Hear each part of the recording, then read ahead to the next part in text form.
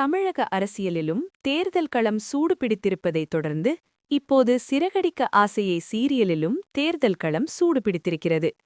இந்த சீரியலில் இந்த மீனாவும் அவருடைய தொழில் எதிரியான சிந்தாமணி இருவருமே பூக்கட்டும் வியாபாரிகளுக்கான தேர்தலில் போட்டியிடுகின்றனர்.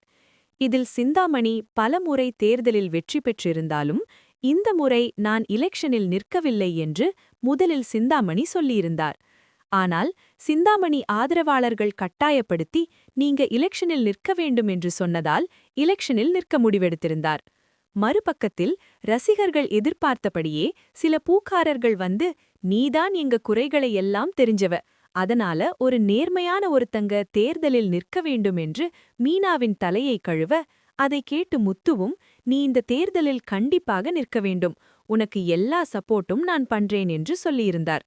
முத்து சொன்னது போலவே பல வாக்குறுதிகளையும் மீனாவிற்கு எடுத்துக் கொடுக்க விஜயாவின் எதிர்ப்பையும் மீறி தேர்தலில் நிற்பதற்காக மீனா முடிவு செய்திருக்கிறார்.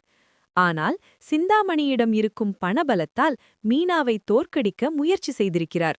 ஆரம்பத்தில் சிந்தாமணிக்கு ஆதரவாக பேசியவர்கள் இப்போது மீனா சொன்ன வாக்குறுதிகளை கேட்டு மீனாவிற்கு சப்போர்ட் செய்வதாக அறிவித்திருக்கிறார்கள்.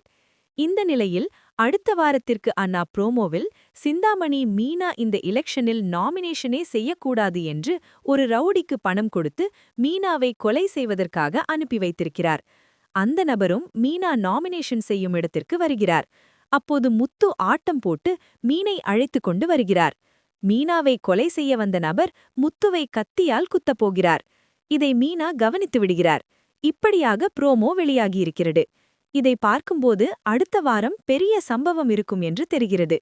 ஏற்கனவே மீனாவால் தான் எங்க வீட்டு நிம்மதியே போய்விட்டது என்று விஜயா ஒவ்வொரு முறையும் சொல்லிக் கொண்டிருக்கும் நிலையில் இப்போது முத்துவிற்கு ஏதாவது ஆகி ஹாஸ்பிட்டலுக்கு போனால் அந்த முழு பழியையும் மீனா மீதுதான் போடுவார்.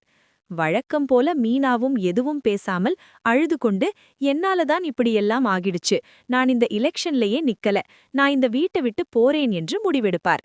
பிறகு முத்துவும் அண்ணாமலையும் சமாதானம் செய்து மீனாவை கூட்டிக் கொண்டு வருவார்கள் என்ற எதிர்பார்ப்பும் இருக்கிறது.